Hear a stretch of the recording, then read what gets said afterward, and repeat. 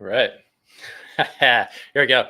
Just learned that I can't stream live on my Twitter account, my X account, because I'm ghetto. I don't have a premium one. So unfortunately, I won't be streaming on X today, but I am streaming live on YouTube, on the Hard to Kill podcast channel, on the Vets for Freedom channel, and on X with the Vets for Freedom channel as well. Sporting my new Vets for Freedom mug here that I got last week. Big fan. And I also love the sweet smell of victory and the salty taste of liberal tears. Oh, I love it. I had to get it. As a, I guess, self-declared, I'm outing myself liberal. I find the irony great, although liberal in the classical sense, not in the political sense. But folks, thanks for tuning in. It is Thursday, so we are doing our live broadcast here. And today, as you can tell by the thumbnail of this video, I'm just not okay with girls getting beat up by guys. Just going to throw that out there. So we're going to discuss that, but we're also going to discuss some other things that are going on in veteran land as well. And love to hear how you folks are doing. If this is your first time here, drop Virgin in the comments. And if this is your second or third or fifth time here, drop veteran in the comments, and literally anything else to get this conversation started. Comments are open, and let's get right into it. It's a moment of share and shill. So I'm going to start today with a company that I really like, and I happen to be promoting their products. That is Time Out and Time Out Tribe. They are a company that is marketing to us, the veterans, the first responders. They have members of the board, members of the executive team that are veterans. So I love that. And they're Canadian. They're from literally here in Quebec, which is awesome. So Time Out Tribe, really happy to be repping their brand. We just did a quick little video at the Tactical Athlete Games. I'll show you here just quickly.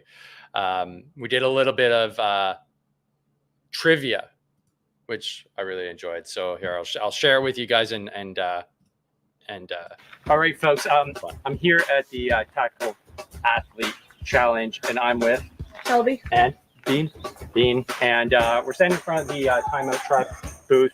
I'm a proud supporter of these excellent products made right here in Canada, and I'm actually maxed out on max charge right now, so I'm fired up.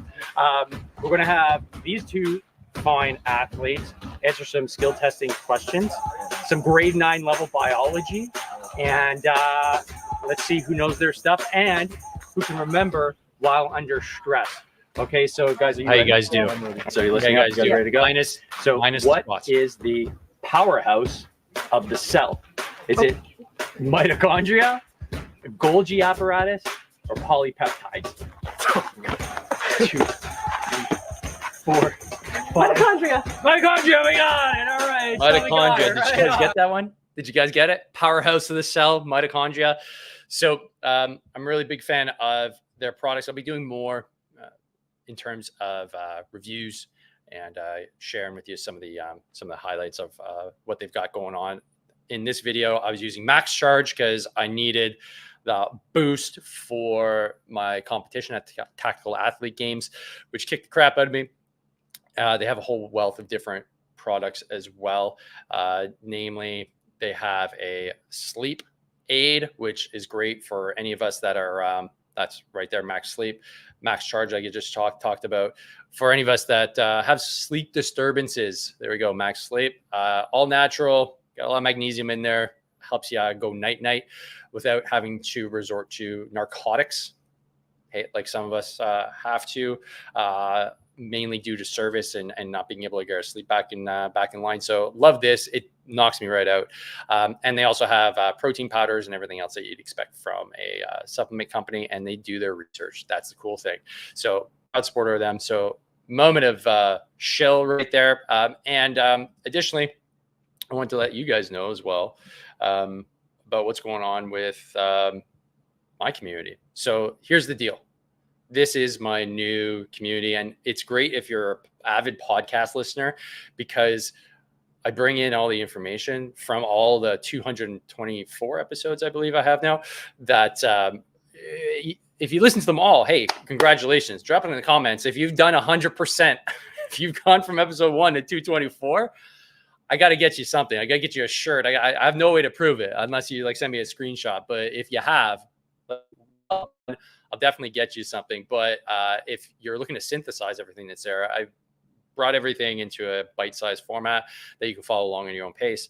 So if you are a podcast listener and you like the info that you get to hear from experts on the show, but you're not quite sure how to put it all into a plan and how to apply it so that you can be harder to kill in the future, then head into the group. And the cool thing is, it is literally free. I opened it up for free for the month of August. So if you drop in here, the link is in the description.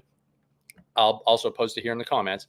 You can totally end up improving your health, improving your life, and figuring things out in a friendly environment, in a veteran friendly environment, in a safe space with all your friends or whatever. You get the point. So that's what's going on in the month of November. Or not November, month of August. Getting ahead of myself here. So what else is going on? In terms of the Olympics, let's get right into it, right? I saw this and I was just like, man, is this seriously what's going on here? Like, I don't really track the whole like LGBT, like all that stuff. For me, it's a distraction.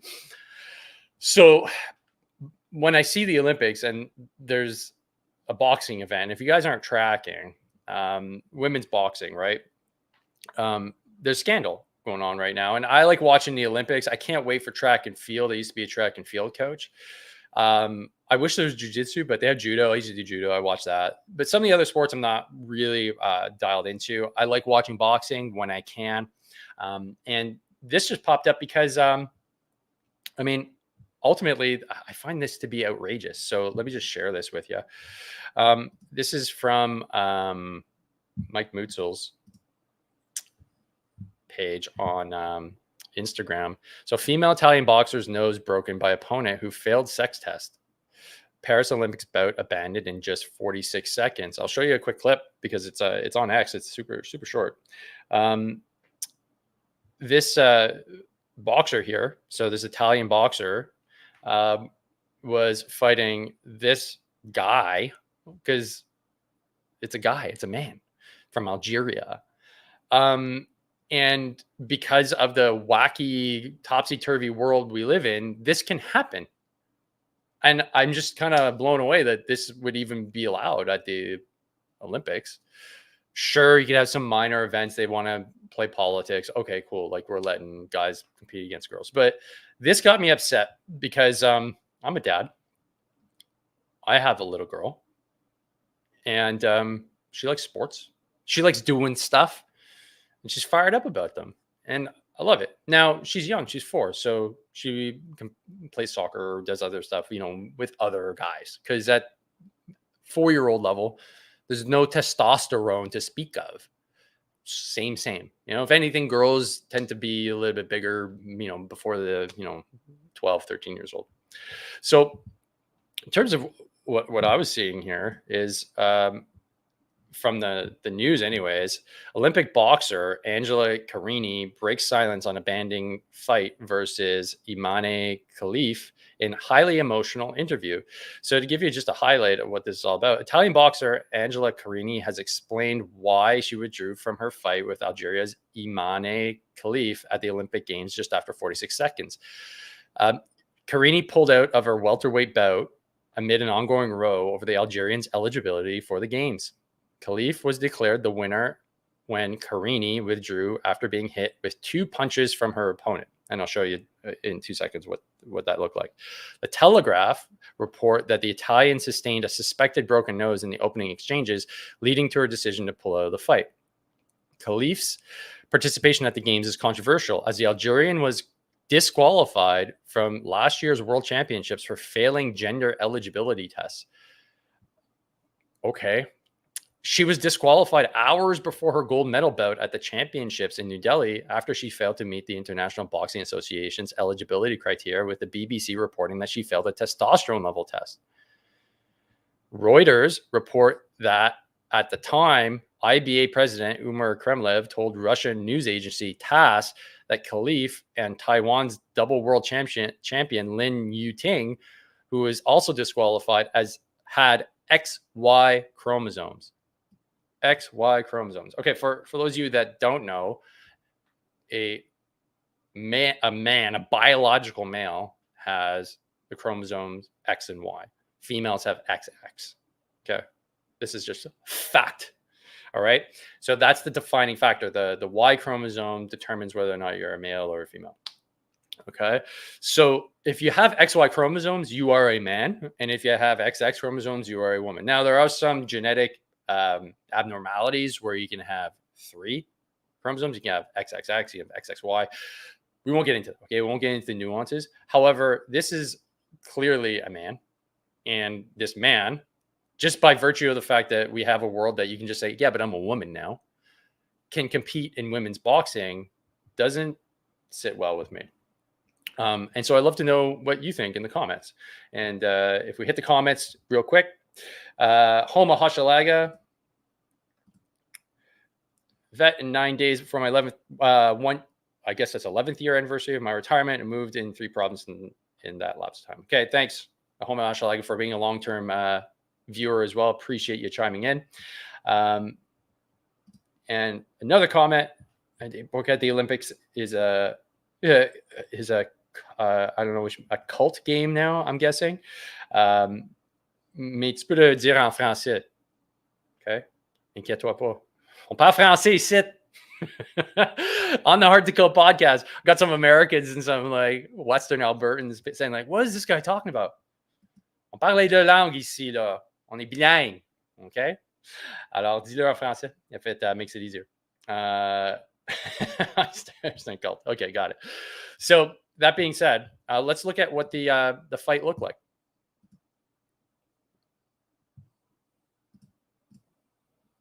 So we can see here, this is the end here. So this is the aftermath of what happened here. I think it'll go back after kind of get the video started at the beginning. And, you can hear the boos. You can hear that on your end. Folks aren't happy, man. Folks aren't happy. And let's see here if we have the actual the punching match to show you guys, because it wasn't good. I mean, I'll be honest. Seeing what I saw, if I were in, let's say, this boxer's shoes, or let's just say I'm the dad of Carini, I'm getting fired up, and hey, you know what? I'm not going to pull any punches. You want to go beat up my baby girl? There's going to be some repercussions. So if my girl is on the field and some man decides I'm going to play because I can say I'm a man and hurt her, nah, man, that's not going to fly with me. And do you have any idea how much preparation it takes and sacrifice to get to the freaking Olympics, and to have that entire dream shattered by somebody who's cheating? Clearly, that's cheating. If I stepped into the ring with a professional female boxer, I'm sure I'd get hit a few times. But the thing is, I can smash their face into a million pieces. I just need to connect once. The implication here, the reason why we have different sex segregated sports is because whenever men need to compete against women, especially in sports that require physical force and combat, there's no question that the man is going to win. It's just no question. What are we pretending here? This is insane. I would be furious if that was my daughter that just got beat. I'd be furious. And she had every right to stop. She got smashed in the face twice and her nose is messed up. Okay? The amount of force, like, hands up. Who here has been hit in the face?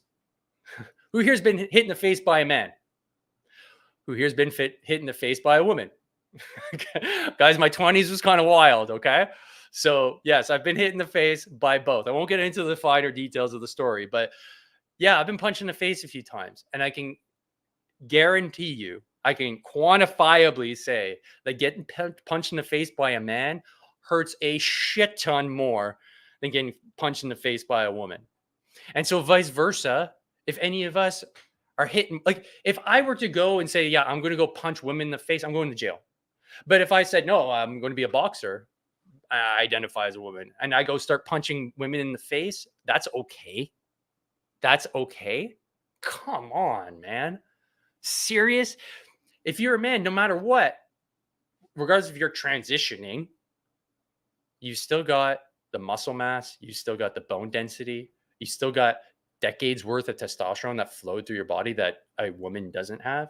Is this seriously what is this? I can't believe I'm having this conversation to the internet right now. This is insane. Is this insane to you too? It's a freaking nightmare, man. Like, I don't want my girl competing in sports if this is the outcome. She can get to the elite of the elite and then have some dude just be like smash. I mean, South Park did this episode, what, like 7 years ago? Macho Man Randy Savage was like, oh yeah. We all laughed because we're like, that's ridiculous. How did that happen? Now it's literally happening on the world stage. Even J.K. Rowling got in. She got involved in this here. So she started talking about it, right? So J.K. Rowling, if you're not familiar, she's the author of Harry Potter. Could any picture sum up our new men's rights movement better? What's a men's rights movement? I'm not quite sure what that is. The smirk of a male whose knows he... Come on, you're an author. The smirk of a male who knows he's protected by a misogynist supporting establishment, enjoying the distress of a woman he's just punched in the head and whose life ambition he's just shattered. Yeah, okay, well, okay, I get the theme of what she's going at here, right? Like this is awful to me. Like, I mean, it's a man ruining a woman's ability to have success at a sport that she's worked her whole life in, and somehow the establishment, which I think this is what she's getting at, the establishment, which is mostly men, is allowing it to happen. And I think that's what it is. So that comes down to bravery and calling a spade, right? And just being honest. You can say, hey, like I'm doing right now, because I don't have any fear of being canceled, right? You guys enjoy my show. That's great. You can choose not to watch it. And if this offends you, well, you can go fuck yourself. But if it doesn't, hey, you know what? Stick around for the party. So I get what she's saying here. I don't know about the men's rights movement. I don't know if that's a thing or not, but okay, whatever. So I just like the message that, you know, it's a man beating up a woman and men are saying like, hey, good job. So, I mean, if we can't see that for what it is, I mean, I think that's an important message, right? So the perception of this, but J.K. Rowling gets shit on all the time. I know that for a fact, right? She gets shit on all the time for being, I think it's a TERF, they call it. Something like a weird kind of feminist that they really don't like because she's like traditional. So I get it. This is unacceptable. So I wanted to also share this. Okay, this is Zuby. If you're not following his account, man, I really like his account, man. He's really interesting cat. He's on a lot of podcasts. He's got his own podcast, I believe. And so he shattered the women's deadlifting record here. He just absolutely shattered it. To point out that, and this is in 2019, I keep hearing about how biological men don't have any physical strength advantage over women in 2019. So watch me destroy the British women's deadlift record without trying. P.S. I identified as a woman whilst lifting the weight. Don't be a bigot. So he's actually, he actually does hold the world record. Like, I think he actually did it for real. Deadlift world record. I should have pulled this up. Zuby, here we go. In March 2019, Udizwe, which is Zuby, received media attention after posting a video on Twitter of himself performing a deadlift at 525 pounds with a statement saying he had broken the British women's deadlift record while identifying as a woman. So that's it right here. So, I mean, yeah, he does technically have that record. And that, you know what, that is also funny because there was a Canadian who shattered the bench press record, who was pissed off because his athlete got beat by a biological man who identified as a woman. So the bench press record got shattered. And so he showed up and said, you know what? I'm a woman now too. Full beard, just said, fuck it, let's go. And he shattered her record and just to prove a point. So like we're in Bizarro land right now. And how does this tie all back in? I'm working on something here, guys. And so this is something that came up on my feed. And I mentioned honesty before. So I think we just need to be honest about things and not all of a sudden react emotionally when things pop up in our culture these days. This is something that I'm building a bigger episode on, where we need to take a hard look at, like, what are we doing as a country, but definitely in terms of like the military. Are we missing and are we being disingenuous to women who are joining? Because I see this from my perspective as a coach. I see women that come through my gates and they're really beat up, like physically they're beat up. And there's clearly here, based on a study, that women that have been in combat, so over the last 20 years, we had a lot of combat, right, with the global war on terror, they have much higher rates of chronic pain. And chronic pain is no joke. Like, I have it, it sucks. But men proportionally have lower rates of chronic pain from military service than women do. And what I've seen from the start is that what we've done is we've essentially lied to women. So men have essentially, if you want to look at this, men have lied to women to say, like, you can totally do the job that guys are doing, even though guys have a hard time with it. But you have a smaller frame, you have wider hips, you can't take as long steps, you can't bear as much weight, but you can do exactly the same job because that's the society we live in. When in reality, we need to be a lot more honest, be like, yeah, this job is freaking terrible. Maybe this isn't the right fit. And the Americans have stayed hard and fast on that rule, especially the Marine Corps. And I'm going to go into that a little bit more in depth and refine the argument a little bit more. But there may be good reason to go back to, hey, maybe we should not just allow everybody to do every job. And, you know, there are jobs that men typically aren't well suited for, right? Elementary school teachers, for instance. You know, I used to be a teacher. I can count on my hand the amount of elementary school teachers that are men there. Well, why is that? Is it just not a good, suitable environment? I would say so. It's very nurturing. A lot of guys aren't, so they don't go into it. But there are some. But do they thrive? I don't know. That's a whole other podcast.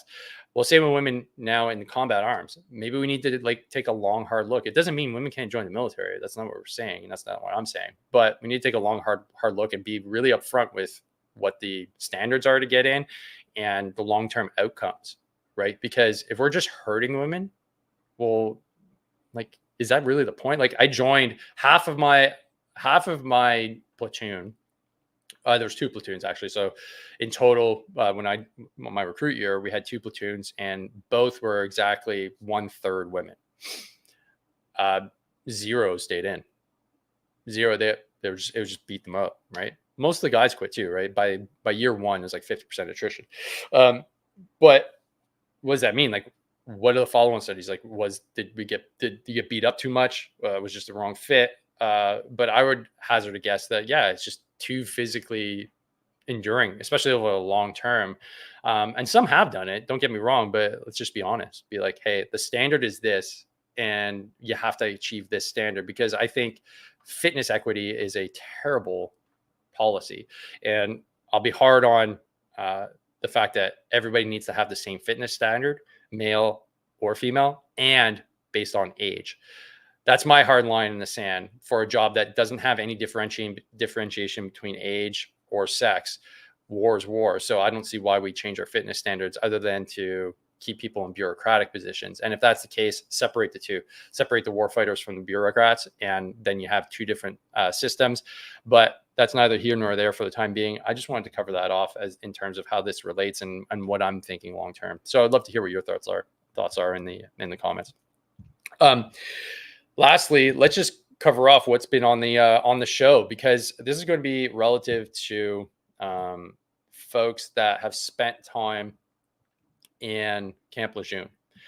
So Camp Lejeune, so that's this episode here. If you spent 30 days on Camp Lejeune, time is running out. I had a really interesting conversation with Mark Burnett. So he's a retired database engineer, and he was born on Camp Lejeune. If you don't know where Camp Lejeune is, it's in North Carolina. It's a Marine Corps base.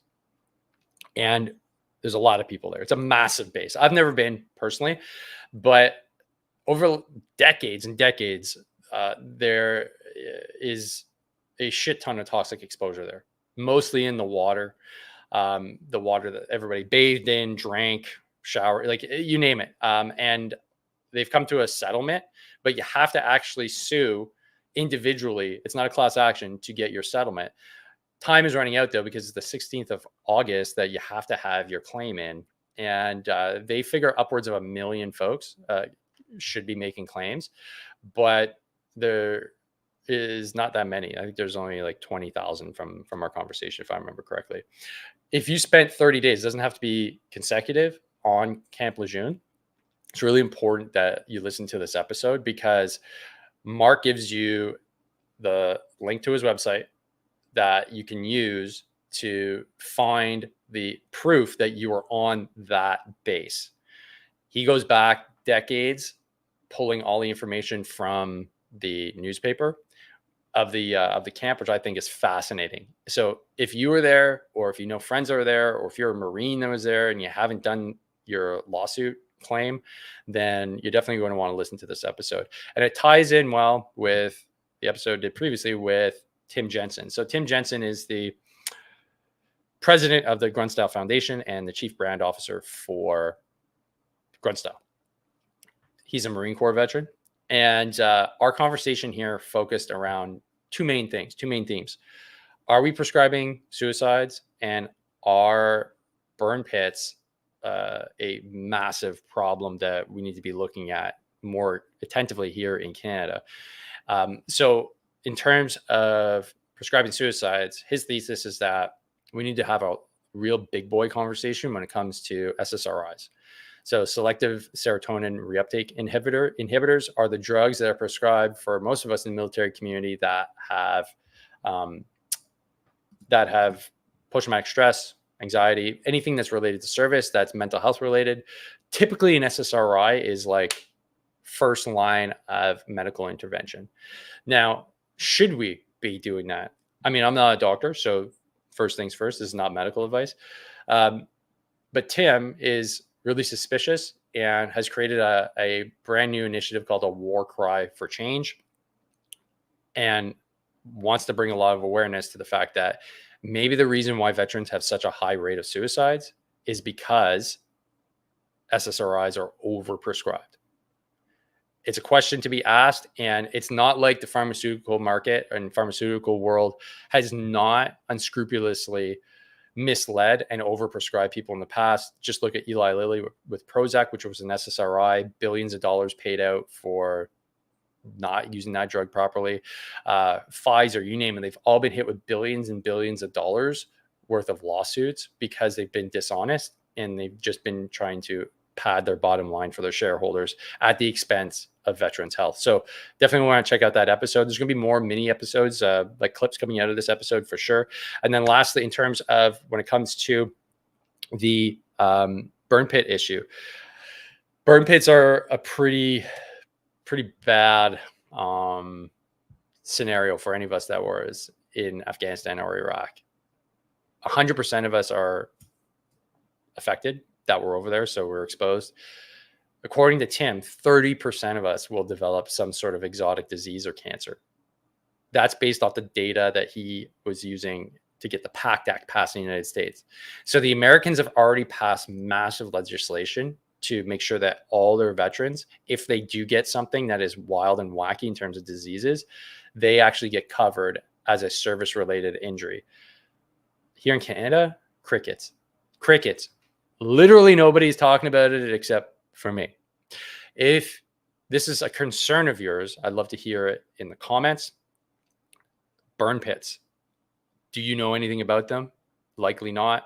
So I'm going to be doing a little bit more in terms of covering this topic and trying to push the needle so that at a bare minimum, Veterans Affairs can at least honor the fact that, yeah, hey, this is not something that a 40-year-old should be experiencing.